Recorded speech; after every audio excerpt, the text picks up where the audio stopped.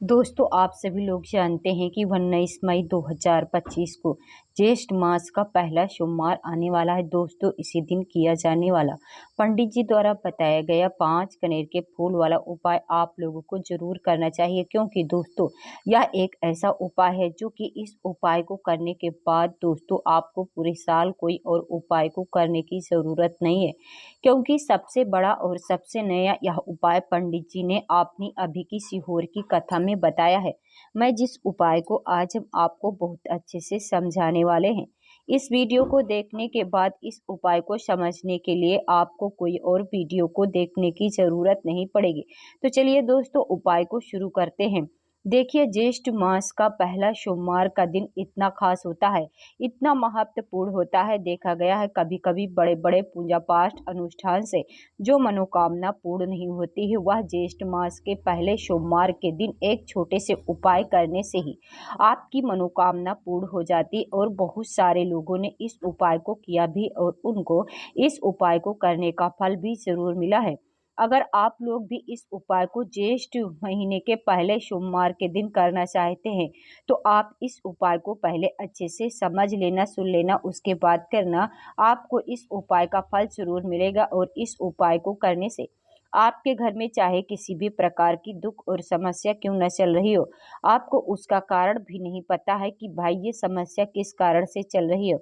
उसका कुछ भी कारण हो सकता है, जैसे पितृदोष हो सकता है या किसी भी तरह का मंगल दोष भी हो सकता है, और भी बहुत तरह के दोष होते हैं, कुछ भी हो सकता है। पर आपको इस उपाय को करने के लिए अपने दोष को पता लगाने की ज़रूरत नहीं है, क्योंकि ज्येष्ठ मास के पहले सोमवार के दिन इन 5 कनेर के फूल वाले उपाय को आप लोगों को कर लेना है। दोस्तों, अब हम समझते हैं कि इस वाले उपाय को आपको करना किस समय है। तो सबसे पहली बात दोस्तों, हम समझते हैं कि यह 5 कनेर के फूल वाला उपाय करना किसको है। तो देखिए, यहाँ पर सीधी सी बात है कि यह 5 कनेर के फूल वाला जो उपाय है, यह किस लिए किया जा रहा है। यह मनोकामना को पूर्ण करने के लिए किया जा रहा है, या आपके जीवन में जो दुख और परेशानी चल रही उनको दूर करने के लिए किया जा रहा है, या आपका कोई बड़ा काम है जो कि नहीं हो पा रहा है, आप उसके लिए इस उपाय को कर सकते हो।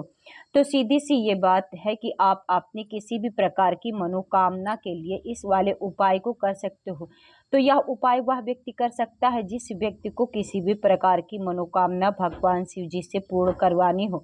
और अगर कोई भी माताएं बहनें जो हैं, आपने घर की सुख और शांति के लिए, घर में धन समृद्धि को बढ़ाने के लिए ये वाला उपाय करना चाहती हैं, तो घर की जो बड़ी माताएं बहनें होंगी, वह इन 5 कनेर के फूल वाले उपाय को विशेष रूप से करें, क्योंकि माताएं बहनें घर की लक्ष्मी होती, और जब घर की लक्ष्मी कोई विशेष उपाय करती है तो उसका फल बहुत ही जल्दी मिल जाता है और बहुत बड़ा होकर मिलता। अन्यथा इस उपाय को कोई भी व्यक्ति कर सकता है, चाहे वो बड़ा हो, चाहे वो छोटा हो, चाहे वो बच्चा हो। जिस व्यक्ति को ये 5 कनेर के फूल वाला उपाय समझ आ गया, वह व्यक्ति इस 5 कनेर के फूल वाले उपाय को ज्येष्ठ मास के पहले सोमवार के दिन जरूर करे, क्योंकि उसको इस उपाय का फल बहुत ही जल्दी मिल जाएगा। क्योंकि सोमवार के दिन भगवान शिव जी बहुत आसानी से प्रसन्न हो जाते हैं। तो आइए अब समझते हैं कि इस 5 कनेर के फूल वाले उपाय को आपको करना कैसे। और तो उपाय को करने से पहले आप अपने वह 5 कनेर के फूल निकाल लीजिए, क्योंकि अब हम यहाँ पर उपाय को करने वाले हैं।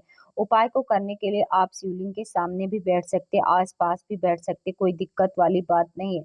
अब हमारे पास 5 कनेर के फूल है, तो सीधी-सी बात है कि 5 कनेर के फूलों को हमें 5 अलग-अलग जगह पर यहाँ पर चढ़ाना है। अब वो 5 जगह अलग-अलग जगह कौन-सी है, वो हम आपको बताते हैं। देखिए, 5 कनेर के फूल आप अपने सामने निकाल कर रख लीजिए। अब 5 कनेर के फूल में से आप अपने सामने निकाल कर रखने के बाद 5 कनेर के फूल में से सबसे पहला वाला जो कनेर का फूल है, आप लोग उठाइए, और पहले वाले कनेर के फूल को आपको कहाँ पर चढ़ाना, वो आपको चढ़ाना भगवान शिव जी की शिवलिंग के ऊपर, जो गणेश जी वाला स्थान रहता। अब वहाँ पर आप भाई शिव जी की शिवलिंग के ऊपर गणेश जी वाला स्थान कहाँ पर होता है, भगवान शिव जी की शिवलिंग होती है, शिवलिंग की जलाधारी होती, जलाधारी का जो राइट हैंड साइड होगा, मतलब शिवलिंग की तरफ खड़े होकर देखना भगवान शिव जी का सीधा हाथ कौन सा है, राइट हैंड साइड कौन सा है, उस राइट हैंड साइड पर आपको यह 5 कनेर के फूल समर्पित करना है। और जो फूल का खिला हुआ भाग होगा, वो शिवलिंग की तरफ करके ही रखना। आप लोग जो है इस पहले नंबर के फूल को भगवान गणेश जी वाले स्थान पर समर्पित कर देना है। अब दोस्तों अपना दूसरे नंबर के कनेर के फूल की बात करें, दूसरे नंबर के कनेर के फूल को आपको कहाँ पर समर्पित करना है? भगवान कार्तिकेय जी वाले स्थान पर। अब गणेश जी वाला स्थान राइट हैंड साइड पर होता है, तो कार्तिकेय जी वाला स्थान लेफ्ट हैंड साइड पर होता है। जलाधारी के ऊपर, तो जलाधारी के ऊपर जो लेफ्ट हैंड साइड का जो हिस्सा होता है वहां पर कार्तिकेय जी का स्थान होता है। तो इस दूसरे नंबर के फूल को आप वहाँ मतलब समर्पित कर देना और भगवान से प्रार्थना कर लेना। फूल का खिला हुआ भाग शिवलिंग की तरफ होना चाहिए। अब बात आती तीसरे कनेर के फूल के, तो तीसरे कनेर के फूल को भी आप को लेना है और इस तीसरे कनेर के फूल को आपको माता अशोक सुंदरी जी वाले स्थान पर समर्पित कर देना है। अब ये माता अशोक सुंदरी जी का स्थान कहाँ पर होता है दोस्तों? ये जो स्थान होता है ये जलाधारी के बिल्कुल बीचों बीच में होता है। आपने पहला फूल भगवान गणेश जी वाले स्थान पर चढ़ाया, दूसरा कार्तिकेय जी के स्थान पर चढ़ाया और ये तीसरा फूल जो जो इन दोनों फूलों के बीच में चढ़ेगा, मतलब जहां पर माता अशोक सुंदरी जी का स्थान होता है, खिला हुआ भाग शिवलिंग की तरफ करके आप समर्पित कर देना। अब बात आती है चौथे नंबर के फूल की। जो चौथे नंबर का फूल हो ये आप लोग कहाँ पर समर्पित करना है? ये आप लोगों को समर्पित करना भगवान शिव जी की शिवलिंग के ऊपर, जो एक पात्र टंगा हुआ होता है जिससे बूंद बूंद करके जल टपकता है, जिसके अंदर शिव जी की 5 बेटियों का स्थान होता है, जया, विश्वरी, श्यामली, तवतरी और देव। उस पात्र के अंदर जो है आप लोगों को क्या करना है? ये चौथे नंबर के फूल को समर्पित करना है। अगर इसके बाद में दोस्तों बात करें पांचवें नंबर के फूल के बारे में, जो आखिरी फूल है हमारा, इस पांचवें नंबर के फूल को आपको क्या करना है? जिस मंदिर में गए हो आप, उस त्रिशूल का एक मध्य भाग होगा जहां से शिवलिंग की त्रिशूल के 3 भाग निकले हुए होंगे, आपको वो त्रिशूल का एक मध्य भाग देख लेना है और इस पांचवें नंबर के फूल को उस मध्य भाग से छुआना, स्पर्श कराना और स्पर्श कराने के बाद इस पांचवें नंबर के फूल को आपको क्या करना है?